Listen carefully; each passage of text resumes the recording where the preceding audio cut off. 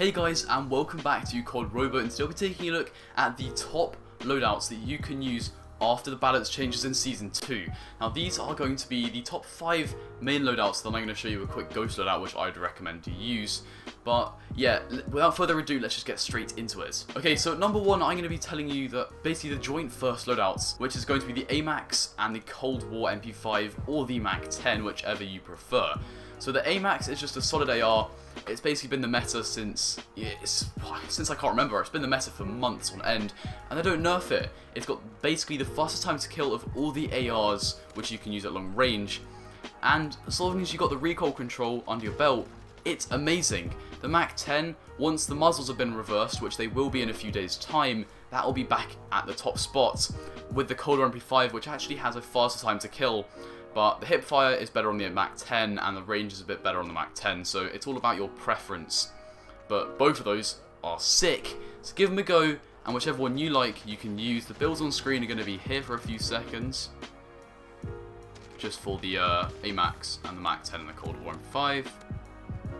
But yeah, let's just get straight into number 2.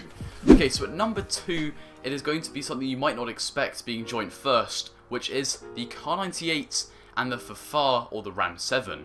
Now the reason I say the Kar98 is because it is just so fast paced, and you can get as many kills as you can with the AMAX, and again it was not nerfed, so it is absolutely sick.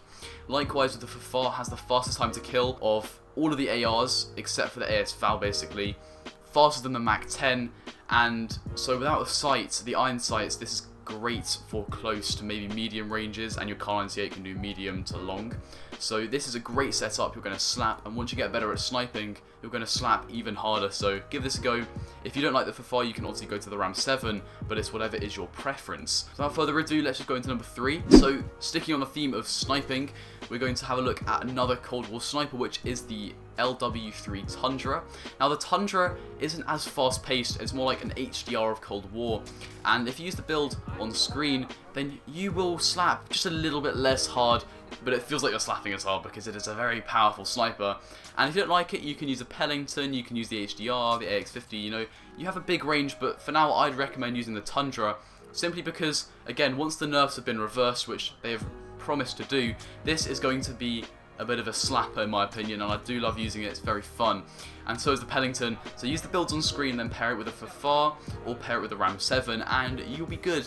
Trust me. Now next up is a slightly weird one, which is the M16. Now you might not expect this because it was nerfed, but they are going to be reversed, as I've already said. And the M16 actually 2 bursts, right? And once you get it under control, Tim the Tapman said it's an 8 or a 9 out of 10. And he's not very good with it, and he said it's a 7 out of 10. He said once you got this fluent, an 8 or a 9, so I actually might use this instead of the AMAX. But yeah, you can pair this with the MAC-10 or the Cold War MP5 again, but if you don't like it, again, you can go to the AMAX or the Kar98. It's all preference based. It's a great time because there's so many guns that are viable in the meta. But without further ado, let's just get straight into the next one. Now I've been speaking a lot about the fara, but I haven't used it as a primary weapon. Now I will. So the fara can actually be used if you put an axial arms 3 times on it as a primary weapon, as you can see here.